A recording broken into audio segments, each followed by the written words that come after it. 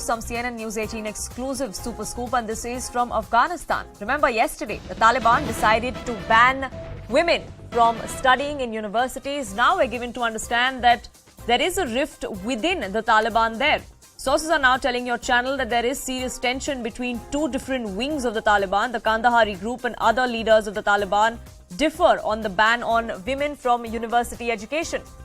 A new breed of ministers, as they are being claimed, they are not convinced with the idea of keeping women out of university education. The Kandahari group is talking only about religion and teachings, while the ministerial group says it is difficult now to handle international pressure because globally the world is reacting to the subjugation of women under the Taliban.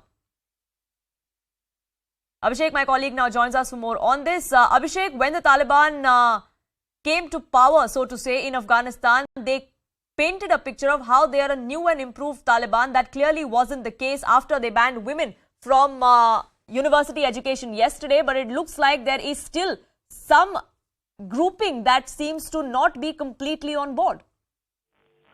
Of course, and we have seen not only on this issue, the latest issue of women education, but in the past also on the issue of governance, on the issue of law and order, how to make an international stature. There has always been differences between various factions of Taliban government. The latest being very challenging because now it looks like there is a mass outrage against Taliban's latest dictate, where even boys have also started boycotting the class. So that makes sense that the decision of Taliban is not being accepted by the society at large. Or in that sense, Taliban can lose its authority over the society on which it wants to rule.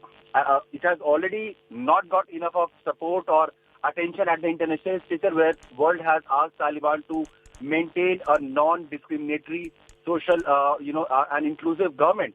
And with this, the latest decision that the government has come, the world has acknowledged the fact that as long as there will be discrimination, as long as women will not be allowed to take part in all spheres of society, including education, of having an international recognition for Taliban government will always remain distant. And for that, Taliban needs to reconcile and its theory and whatever ideology it is based upon.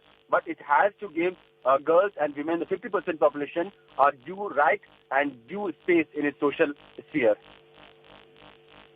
Now, this is something that the conventional grouping of the Taliban is going to oppose, but we're given to understand that the fear is also that perhaps an Iran-like movement or a revolution could be witnessed, and that is something the Taliban cannot risk.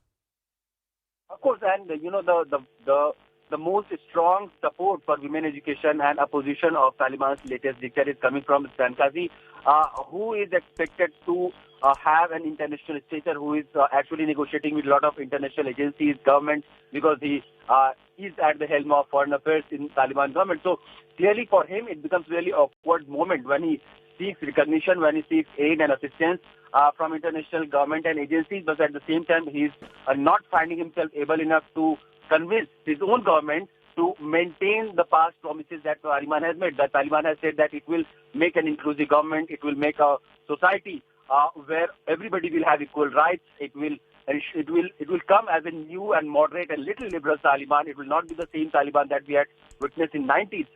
But all that claim, all that promises of Taliban 2.0 seems to have shattered with the latest dictate. We have also seen public executions started taking place in Afghanistan. That also raises question on law and order situation and the kind of law Taliban wants to implement. Those kangaroo courts have started functioning very, very well in the heart of country.